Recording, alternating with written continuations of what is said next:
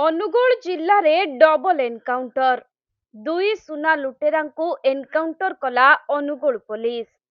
Police गुली रे दुई सुना लुटेरा सचिन गेजगे और प्रकाश मदने गुरुतर भावे आहत होइछन्ति। मिलिथिबा सूचना अनुसार एही दुई अभियुक्त महाराष्ट्र अंचलर। तेबे एनकाउंटर समय रे सचिन रो डाहाण गोड़े गुली बाजिथिबा बेले प्रकाश रो बाम गोड़े गुली बाजिछि। सूचनायोग्य जे गतकाली तालचेर रो एक गोल्ड रिफाइनरी रु विपुल परिमाण रे सुना लुट करी 5 जण लुटेरा फेरार होई जाइथिले। एहा परे अपराधी को धरिबा पई पुलिस जिल्लार सबु प्रवेश पथरे नाकाबंदी करिथिला। फलरे हंडपा निकटरे पुलिस सेमानंकु ठाब करिबा समय रे अभियुक्त माने पुलिस उपरकु गुली चलाइथिले। हेले पुलिस रो पालटा गुली माडरे दुई अभियुक्त आहत होइछन्ति एवं सेमानंकु अनुगुल जिला मुख्य चिकित्सालय रे भर्ती करा जाइथिला। हेले अवस्था गुरुतर थिबारु पुणी कटक बड़ मेडिकल को स्थानांतर करा जाइथिबा जणा पड़िछि।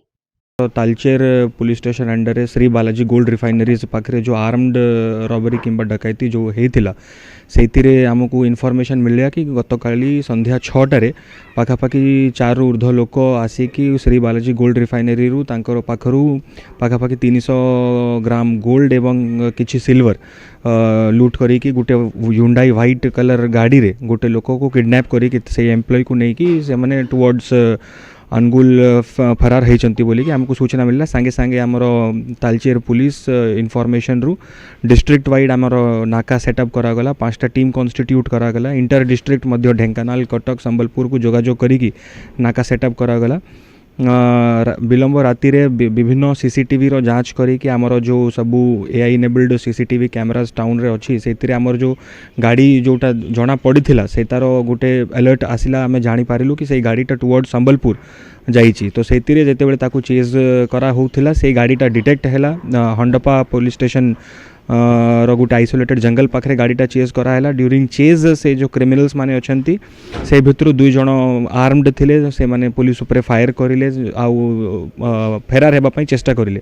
से चेष्टा समय रे in right of self defence police मध्य कंट्रोल्ड फायर करिछि जोतिरे कि 2 जण एक्यूज्ड को आज बुलेट इंजुरी अछि एवं तांको एबे हॉस्पिटल रे आमे भर्ती करा हेछि एवं तांको पाखरु जो गाड़ी यूज हेइथिला से गाड़ीटा सीज हेइछि। पाका स्टोलन प्रॉपर्टी मध्य रिकवर हेइछि।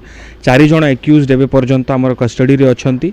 आउ एही ऑपरेशन आमर जो हेइते जो एटा चोरी हेइथिला 24 घंटा भितरे ऑलमोस्ट 4 जण क्रिमिनल्स अरेस्ट हेइचंती। आउ पाखापाखि सबु प्रॉपर्टी रिकवर हे जाइछि। आउ जो गाड़ी यूज हेइथिला सेटा भी रिकवर हे जाइछि सीज हे जाइछि एवं जो जना पड़ुछि प्रिलिमिनरी इंक्वायरी रे जो एक्यूज सब अछंती महाराष्ट्र अछंती। आउ से भितरे फर्दर इन्वेस्टिगेशन हमर चली कि केमिति से माने क्राइम टा प्लान करिले आज डिटेल इंटरोगेशन आउ करला पर अधिक तथ्य बाहर को आसीबो।